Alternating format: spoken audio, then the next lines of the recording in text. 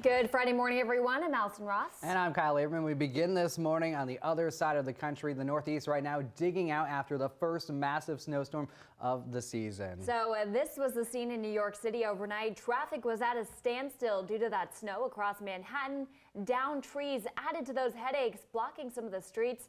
Many of the city's crews had to move quickly to transition from fall leaf cleanup earlier that day. Yeah, forecasters expect the rain and snow to continue into the Friday morning commute happening right now. Not good. Oh, what a mess it is for them. Here at home, though, we're only dealing with some cool temperatures as we wake up this morning. Let's check in with Matt for a first check of that forecast on this Friday morning. Good morning, MJ.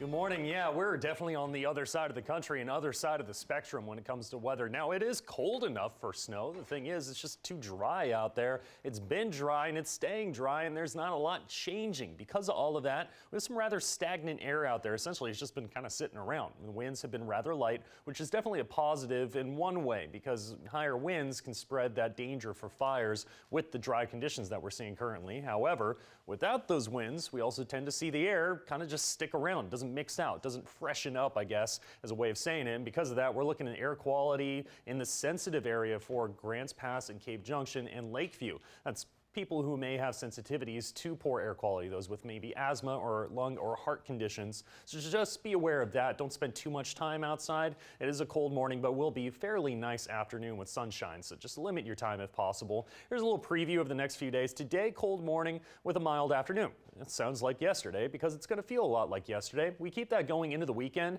but then the winds start to pick up, so we will see increased danger for fires. So I want everybody to be aware of that, especially if you plan on burning this weekend, any yard debris, for example. Check your local restrictions for that. Otherwise, next week, there's a change in the forecast, a chance of showers by a particular holiday, and I will tell you about that and coming up. Till then, back to you. All right, Matt, thanks so much. New this morning, police in Talent have arrested 4 men in connection with at least 2 car break-ins where the suspects got away with the victims' credit cards and IDs. Andrew Strange, Cameron Barley, Jonathan Arce, and Brandon Pallion are all now facing a number of charges. Police say the suspects used stolen credit cards from the break-ins at several businesses in Phoenix and Medford.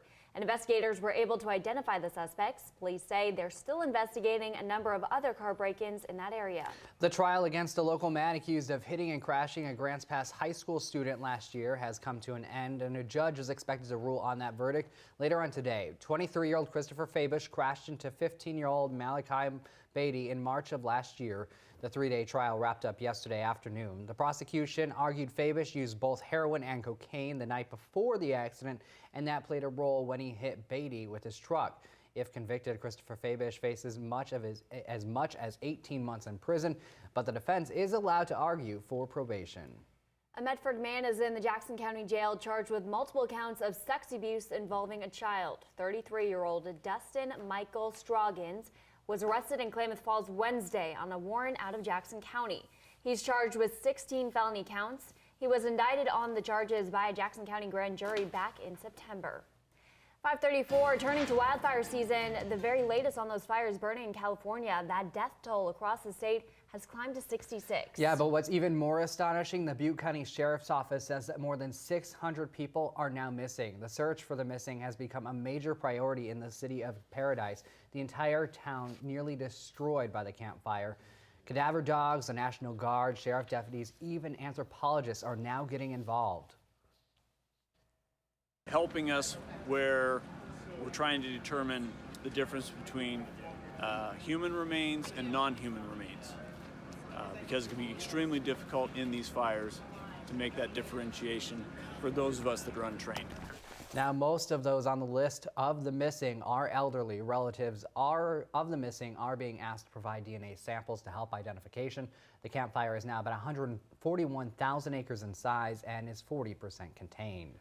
And in Southern California, crews are still working to fight the Woolsey fire. Firefighters have been dealing with strong winds all week. That fire is now 62% contained, and it's burned 98,000 acres, and thousands of residents remain evacuated.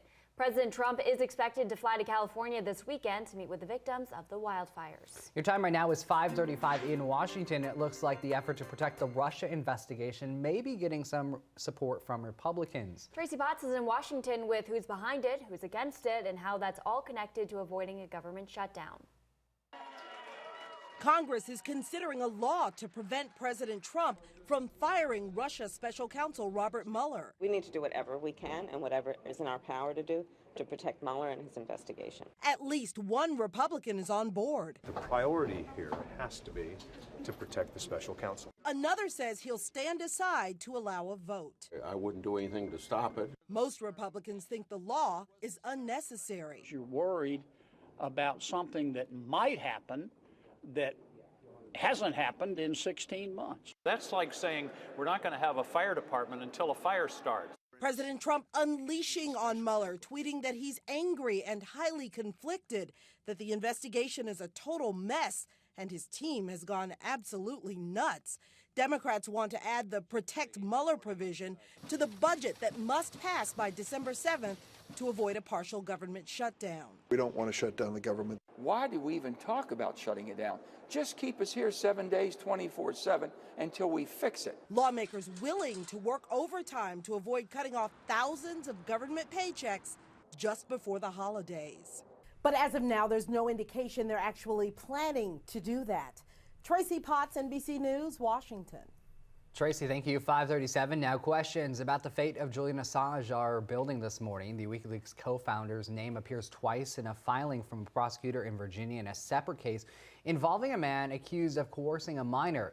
It includes a note that charges would need to remain sealed until he is arrested in connection with those new charges in a criminal complaint, and that way he can no longer evade or avoid arrest and extradition. A Justice Department spokesperson says that filing was just made an error.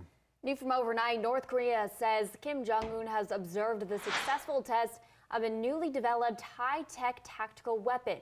The state media didn't say what sort of weapon it was, although it didn't appear to be a nuclear or missile-related test.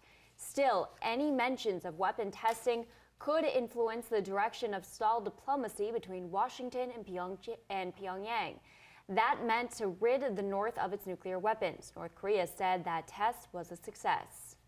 Well, Thanksgiving is less than a week away now, but this morning there is a warning from the Center of Disease Control about a salmonella outbreak. Almost 200 people who are dealing with raw turkey products have been linked to that sickness, according to the CDC. Experts say washing hands, cleaning counters, and cooking thoroughly can help prevent that infection. Well, if you're looking to burn off some calories before that Turkey Day meal, an annual turkey trot is offering 2 Thanksgiving Day races this year, but they're also benefiting 2 different organizations. Every year, proceeds from the turkey trot benefit Access, but this year they're also rolling out a new program called Shoes for Student Runners. That program's goal is to provide proper running shoes for students who are interested in running but can't afford them. All being parents, all being from the Valley, we just fell in love with the idea and we're like, let's make it happen.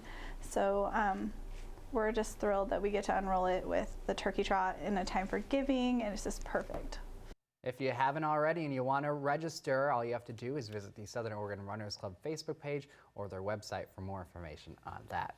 All right, it is 5:39 on this Friday morning. Let's check in with meteorologist Matt Jordan with a look at how this weekend is about to shape up. Hey there, MJ. Yeah, for the most part, we're